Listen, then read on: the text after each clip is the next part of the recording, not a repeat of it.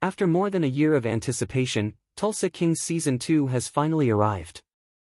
The premiere episode, titled Back in the Saddle, reintroduces viewers to Dwight Manfredi as he adjusts to the changes around him following his arrest at the end of Season 1. It's a slow-paced episode, serving as a reintroduction to the characters and events from the first season, giving the audience time to reacquaint themselves with the world of the show. In Back in the Saddle, Dwight faces arraignment on federal bribery charges, but it's no spoiler to reveal that he quickly finds himself back on the streets. The episode focuses on the aftermath of his arrest, its effects on his crew, and introduces new villains who will play key roles in the season.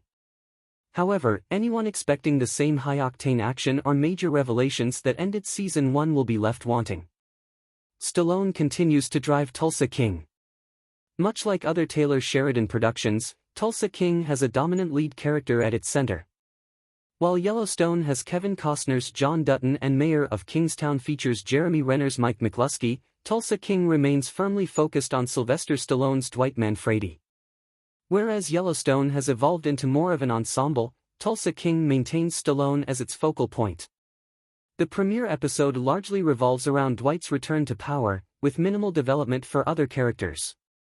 The story tracks his movements through the city, as he attempts to regain control. While Mitch Keller, played by Garrett Hedlund, reminds Tina Manfredi that nobody tells your old man what to do, the lack of focus on the supporting cast becomes noticeable. The series' choice to center on Stallone isn't surprising, his name is the biggest draw, but this emphasis on Dwight sometimes feels excessive, with several scenes designed to simply reaffirm his toughness. The episode opens with a predictable sequence where Dwight is locked in a cell with an obnoxious criminal, and viewers can easily anticipate that Dwight will knock him out. While the scene is satisfying to watch, it doesn't add anything new to the character. Similarly, Dwight's decision to address the judge during his arraignment is a move meant to reinforce his dominant persona, though it lacks any real dramatic weight. A missed opportunity for greater depth.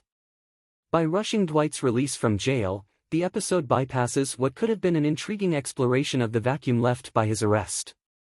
There's a brief moment where his crew, led by Goody, debates how to handle things in Dwight's absence, but the moment passes quickly when Dwight makes bail and returns. Keeping Dwight behind bars longer would have added complexity to the plot, offering a chance to see other characters step up in his place. Instead, the episode plays it safe, eager to put Dwight back in the center of the action. A standout performance from Stacey Beale. While Dwight and his driver Tyson take up much of the screen time, one of the most emotionally resonant performances comes from Andrea Savage, who portrays ATF agent Stacey Beale. Stacey's character was always caught in a complicated relationship with Dwight, and in the premiere, her fear and vulnerability shine through. Savage brings depth to her role in just 2 scenes, making her portrayal of Stacey's fear and uncertainty one of the most memorable parts of the episode. The tension between Stacey and Dwight reaches a peak when she returns home to find him waiting in her living room. Savage's expressions and delivery highlight her terror as she believes Dwight might kill her. Though Dwight assures her he respects her, Savage's performance leaves the audience unsure of his true intentions. The episode lingers on a chilling moment when Dwight puts a gun in his glove box after leaving Stacey's house, making it clear that her fears were justified. Savage's acting elevates these moments, leaving fans eager to see what's next for her character. New rivals enter the fray. Season 2 introduces new threats to Dwight's empire, with Neil McDonough's character, Cal Thresher, being a key addition.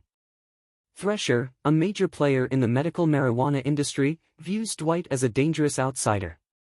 Their meeting at a fundraiser quickly devolves into typical mob posturing, with Cal calling Kansas City mobster Bill Bevilacqua, played by Frank Grillo, to warn him about Dwight. Though Grillo's character has few lines, McDonough shines with the same quiet menace he's displayed in previous roles. Additionally, a subplot involving a white-collar criminal named Harlan hints at a possible new direction for the series. Dwight contemplates entering the world of white-collar crime, seeing an opportunity to exploit government wind power subsidies.